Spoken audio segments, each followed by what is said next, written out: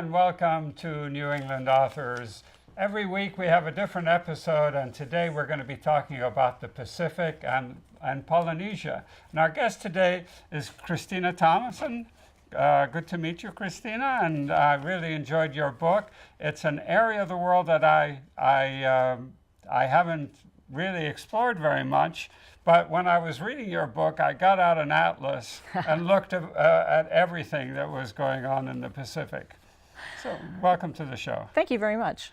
You're the editor of the Harvard Review and author of Come On Shore and We'll Kill You and Eat You All, a New Zealand Story. What a fascinating title. Yeah. So you have a personal interest in the Pacific and in Polynesia. Can tell us about it? I do. I'm from the Boston area originally, Yeah. and after I had finished college, I went out to the West Coast, and then I thought I would go to graduate school, and the opportunity presented itself for me to go to graduate school in Australia.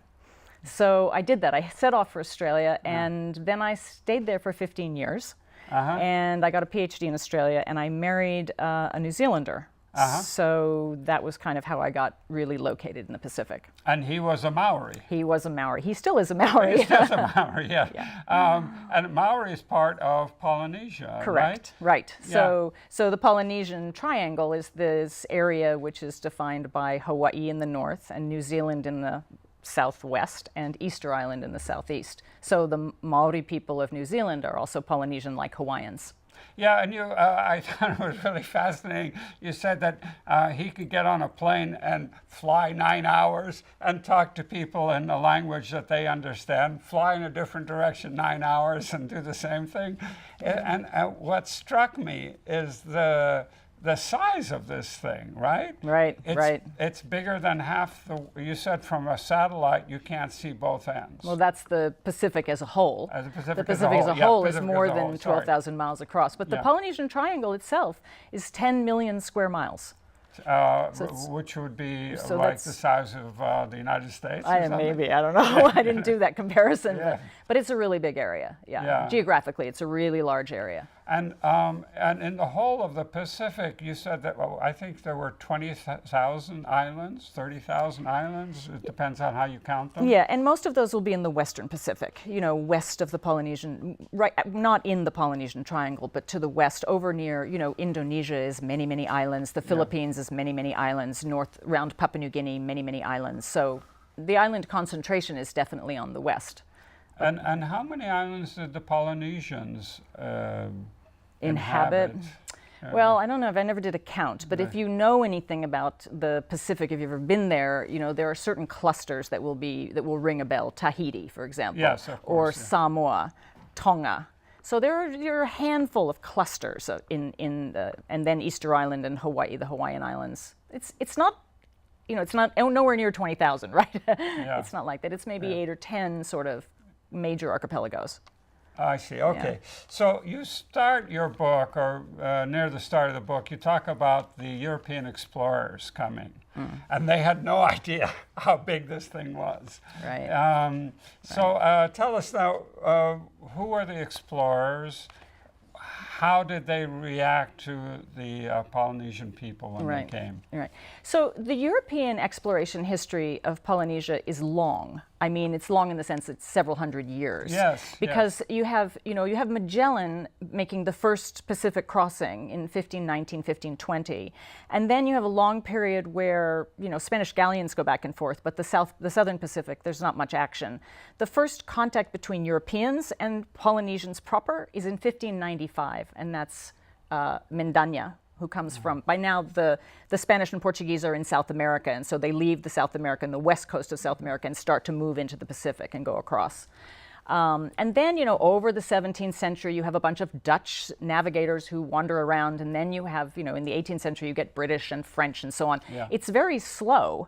It's a very big ocean, and they don't have a very good way of understanding their longitude, so they don't really know where they are so well. So it just takes a long time for them to. And also there's specific trade winds, so you just can't Correct. go anywhere you want Right. at that time. Right. And, Yeah. Well, so this was something that I actually found really interesting, and kind of got interested in writing about, was that I began to realize that as the European explorers entered the Pacific, usually going around South America and coming in, they kept hitting the same islands, and Right. they kept missing many more interesting islands. And they did that for 150, 200 years. I thought, what is that? It's the pattern of the winds, of course, was pushing them in certain ways. And so they would repeatedly run into the same little atoll, and then they would miss Tahiti. Yeah, So- they missed Tahiti for a long time. They And did. they missed Hawaii for even longer, right? Right, they missed Yeah. Hawaii forever. Yeah. It was only when Cook went north from Tahiti and then ran into Hawaii. He didn't know it was there. Yeah. Yeah. So you talk about AC and BC being before Cook and after Cook, right? Why was he so important there? I think he's important because, so one of the things about him was that he was interested in making charts.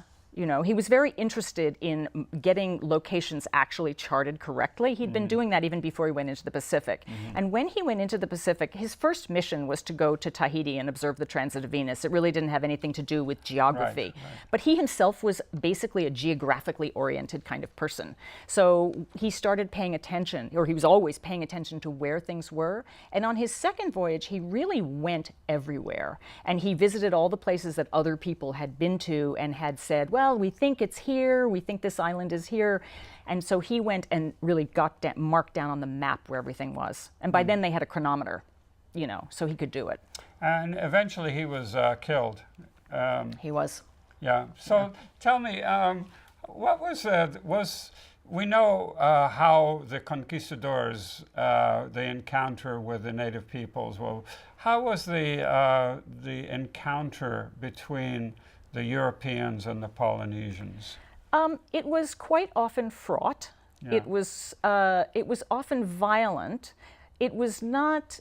It takes place later, so most of it, there's some in the 16th centuries, but most of it is a tiny bit in the 16th, some in the 17th, most of it's in the 18th century. Yeah. And by then you have quite a different attitude on the part of Europeans. They are more, it is the Enlightenment. They are starting to think differently about what's there. It is violent a lot of the time, but often, the other thing I think is that I think Polynesians were extremely strategic, so that, for example, in Tahiti, the first encounters are violent. The Europeans managed to sort of overwhelm the Tahitians with firepower, and the Tahitians instantly pivot and change strategy. And now they say, okay, that's not going to work. Let's do this other thing. Yeah. And I think that and then they basically did a lot of trade. They were interested in trade in all the islands. And then sometimes they would kill people, if they could.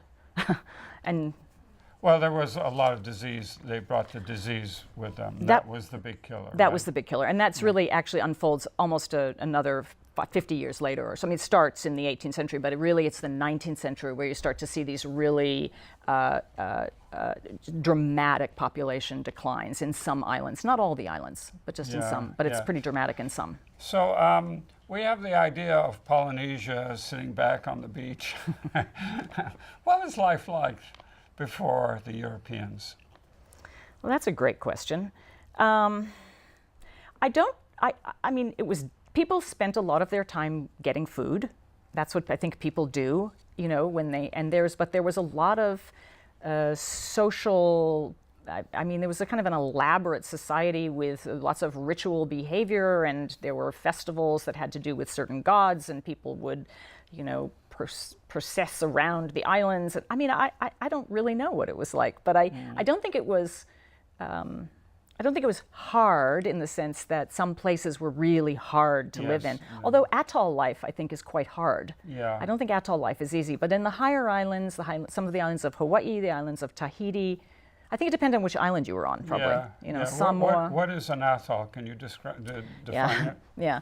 So an atoll is actually it's the coral ring that forms around an island, around a high island, which is a volcano. Then the volcano wears down and subsides, and the ring stays there. So it's just a ring of coral and inside is a lagoon, like an inland sea, and sometimes it has a pass to the outer sea and sometimes it doesn't. And then the ocean beats on the outside, but inside is sort of quiet. So this is New England Authors. We're talking with Christina Thompson. Her book, a fascinating book, Sea People, The Puzzle of Polynesia. So there were many theories about where the Polynesians came from, right? Right. And so tell us, what were they, and how did they sail from island to island? They didn't just get in a canoe and... Right. Well, so one of the really big problems when so Europeans arrive in the Pacific, they find these islands. They find that these islands are inhabited, and they say, you know, who are these people and how did they get here? Because it's not really obvious. One of the big conundrums is that the wind predominantly, say across the middle of the Pacific, just south of the equator, the wind blows from the east. These are the trade winds, and they're quite strong and they're quite steady for most of the year.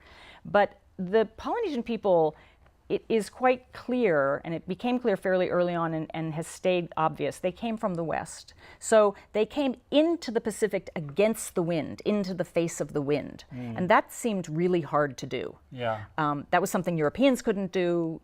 You're in a sailing ship, nobody can sail straight into the wind, you can sail a little bit, you know. So that was a big issue, the question of which side of the Pacific had they come from. So there were people who said they must have come from the South American side because of the wind. Right. So that was one debate. And well, it really took DNA evidence to find it, to kind of make this this point. But maybe.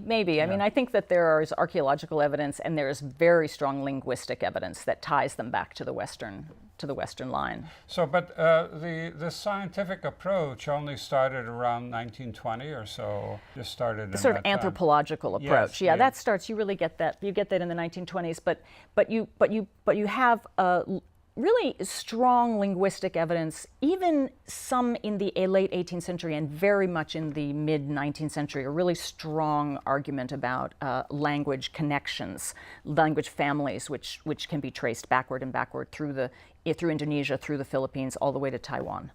So I don't think you cover this too much in your book, but how did the United States get involved? How did Hawaii become our 48th state? I remember as a kid when it became a state.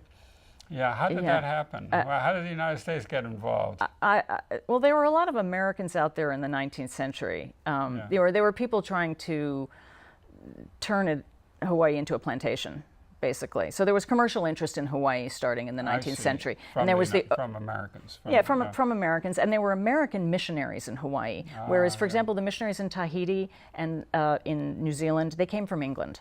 So there were American missionaries early in Hawaii, and then there were American commercial interests, and there was literally the overthrow of the Hawaiian monarch, and then the whole. It's sort of outside my field to talk about the politics of the 20th century in terms of the island. So can you tell us about Fornander? So, you know, Fornander is somebody that nobody really writes about him or talks about him much anymore. One of the few things that I really found about him was a master's thesis that someone had written at the University of Hawaii in which a person who didn't like him at all. So I found him an interesting figure, because he was one of the guys, and there are a handful of these people, who in the 19th century acquired the local language, Polynesian languages. This happened in Tahiti and New Zealand, in Hawaii especially, and then took it upon himself to write down as much as he could get his hands on in the way of oral traditions. So it's the documentation of these traditions, and the thing that's important to understand is that this documentation is taking place as the societies are being transformed by the introduction of diseases, the introduction of Christianity, the introduction of all kinds of new trade goods. So the societies are just morphing, radically. And at the same time, these traditions are sort of disappearing. And he documented a lot of stuff. So it's a very valuable collection. So he had a real big impact on the study of Polynesia. Well, he was not the only one. There were a number. Hawaii had a number of Hawaiian scholars, Kameel. I mean, there were quite a few of them. Kepalino, Kalakaua. They were often mission trained, mission educated, and they also participated in this documentation of the old traditions, the old knowledge, because it was literally disappearing. The old people were dying. It was just like what happened in other places there, the United States. So he was just important. I was interested in him too because he seemed to me to be kind of a cross-cultural figure. He had a Hawaiian wife. Right. He had a daughter whom he was very devoted to, and I felt like part of his interest in this, in documenting all of this had to do with his personal connections. Yeah. Yeah. So you mentioned another guy, Te Ranginui. Yeah, Te Rangihiroa. Oh, okay. Te Rangihiroa. Yeah. So tell us a little about him. Yeah. By the way, this is New England Authors. We're having a fascinating conversation with Christina Thompson. She wrote this book, Sea People, about Polynesia and about the Pacific. Okay, tell us about him. So Te Rangihiroa was a half Maori, half Anglo-American. He was originally a doctor. He was trained as a doctor. He was a physician, and then he became an anthropologist. Mm-hmm. He served in the First World War. He identified as Maori in New Zealand, but he also had a very strong sense of being bicultural.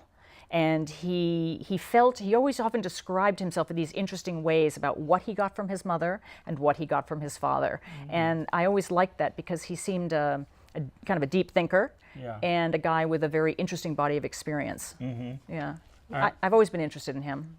What was his contribution to his Polynesian studies? He was an ethnologist, and he did a lot of documentation of what he liked was crafts. Mm-hmm. He liked the things that people made with their hands. Mm-hmm. And so he learned how to make them. So he learned how to make fish traps and how to braid senet and how to do all kinds of things. And he observed people making things. And he felt that a lot of the culture comes through your hands, what you know how to do, and how that's all passed on from person to person. So it was. I liked that part of him. But that was his main sort of obsession. But he also had a theory about Polynesian migration, which was not a great theory, actually. Yeah. The thing that comes through your book, it's called Sea People, and it's called that way because the people really knew the sea. They lived the sea. They knew the currents. They knew the clouds over the sea. They knew the fish. They knew this. They just lived the sea, didn't they? Yeah, they really did. The sea was their environment. And also, culturally, that had been true for a long time. So that even when you trace the ancestors of the Polynesians, which is quite easy to do back maybe, say, 2,000 or 3,000 years, you can see that the people that their sort of predecessors, cultural predecessors, also occupied even these sort of coastal environments. They were always living on the edge of the sea. Even when they were on islands where they could have gone up into the hills, they didn't go up into the hills. They lived on the ocean. So, and they were able to navigate, to go to an island and then come back to thousands of miles away, and then come back to where they came from, just knowing the sea. Right. Isn't that, that's just fascinating. I know. There have been studies done on this, right? Lots of them. Lots of work on trying to figure out how they did that. What were they doing when they were trying to find their way from island to island, or when they were exploring out into the unknown, or when they were returning? There's been a lot of work on that because people said, this is amazing. When you look at the distances, this is amazing. Yeah, it is. Yeah. Absolutely. And it's not a calm sea. No, not at all. And also the other thing that's kind of worth thinking about is that so the Pacific, the remote Pacific, which is what we call this part of the ocean, was the last place on Earth, apart from Antarctica, to be inhabited by humans. People were in the polar regions, they were in the deserts, they were in the jungles, they were high on the mountains, they were in all these places, but they were not in the remote Pacific because they couldn't get there. Yeah. So then there's these people who figure out how to get there. Yeah.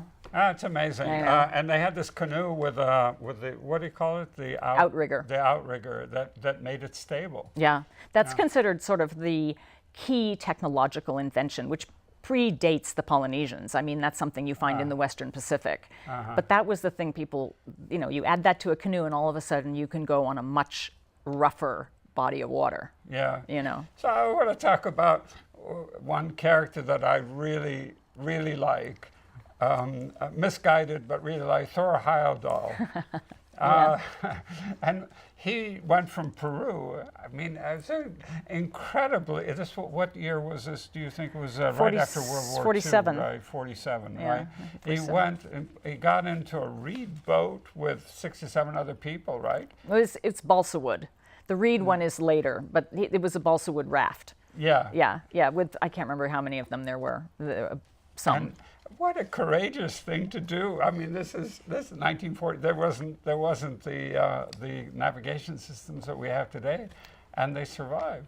Right. Well, they were actually kind of lucky to survive because the idea was that they would bring this raft out into the Humboldt Current, which is the current that goes up the coast of South America, and then they would see where it took them. And he believed that they would drift to Polynesia, which in fact was right. Yeah.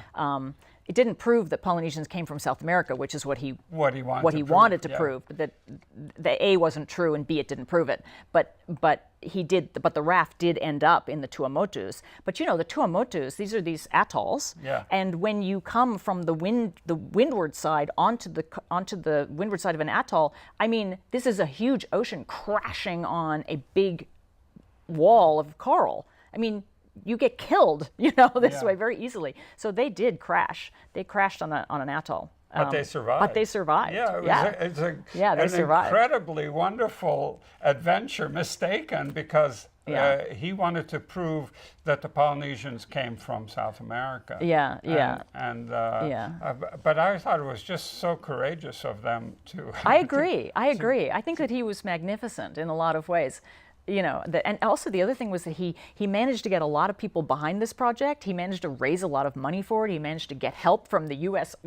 Army, and I mean, he was a great figure. Yeah, really. Now the people are under threat in the Polynesia of climate change. Oh gosh, absolutely. I mean, the atolls. There are a couple of really big things. There's an awful lot of. The corals are very much in danger, and there's a lot of bleaching going on, and also, of course, sea level rise is going to be. I mean, and most atolls are about 8 to 10, maybe maximum 12 feet off the surface of the ocean. I mean, they are. It's a very dangerous place to be if you have a cyclone or something. But the problem is that they're going to get more and more and more overwashed, and the water supplies will be destroyed, and I mean they'll become uninhabitable. Yeah. Quickly, I think. They know that, too. They know that. And people come, and periodically people come from Kiribati, for example, which is an atoll nation, and they come periodically and, beg everybody to the climate change conferences. Things like that, to opportunities to speak to the Congress or whatever, to try and plead their case because, of course, this is catastrophic for them. Yeah. How long do they have? I don't know the answer to that. It's very sad that we're contributing to this. I feel terrible about it. Yeah. So, what's the future of Polynesia? Is it grim or what? Well, no, I don't think so. I mean, there are a couple of things that have happened. There are some parts of Polynesia where. The history of colonialism is not quite so dire. And by dire, I guess I mean that the culture is has not been so kind of overwhelmed by European culture. The places where that was particularly true, New Zealand and Hawaii, but there were, for example, they were at risk of really losing their languages. And so there have been quite concerted efforts to bring those languages, the languages of Hawaiian and Maori back. And I think that in New Zealand, especially, they've been quite successful. So that's a good thing. But in some other parts of Polynesia, that has not really been an issue. I mean, Samoans speak Samoan, and Tongans speak Tongan, and Tahitians speak Tahitian. So, So are they related to the native people in Australia? No, not even close. Mm-hmm. They are the indigenous peoples of Australia. sometimes known as Aborigines, are part of a very much older migration into this region of the world, sort of related to the people in Papua New Guinea and some other parts of the Western Pacific. Who's related? The Australians. The Australians. Yeah, yeah. Are the Polynesians related to the Indonesians? Some parts of Indonesia, I mean, Indonesians are complicated. That's a crossroads area, Yeah, so yeah. there are a lot of different kinds of people there. And definitely there are sort of traces of the kind of, the Polynesians are the tail end of what is known as the Austronesian, an Austronesian group. So that's just a name of a people who come down through that island world out to the Pacific. And there are Austronesian peoples all the way through that area. Now tell us about Easter Island and those great monuments that they have. Yeah. So Easter Island. Easter Island is, very remote. Yeah. It's very isolated in its location. It is it's a high island, but an old one, so it's not very fertile. It's ecologically quite fragile. It's had a very difficult history. There was some enslavement of the people on Easter Island who were taken off to work in the mines in South America. They also were badly hit by epidemic disease. So they've had a tough history. And then the big debate has always been about what happened to the trees, because there is archaeological evidence that there used to be palms and large trees on Easter Island, which were already not there by the time Europeans arrived. So it's not entirely clear what happened there. Okay, we're coming close to the end of our time. It's just been really good to talk to you. This has been New England Authors. This is Christina Thompson, and her book is Sea People, about the puzzle of Polynesia. We're supported by the Curiosity Foundation. Remember, watch locally.